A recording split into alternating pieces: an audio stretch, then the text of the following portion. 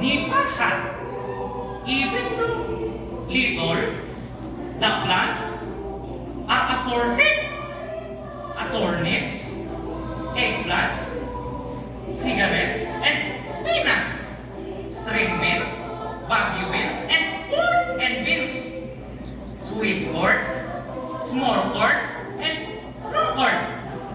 And wait, there's more. Radish and mustache, onions, tomatoes, garlic, ginger, here, in there, everywhere,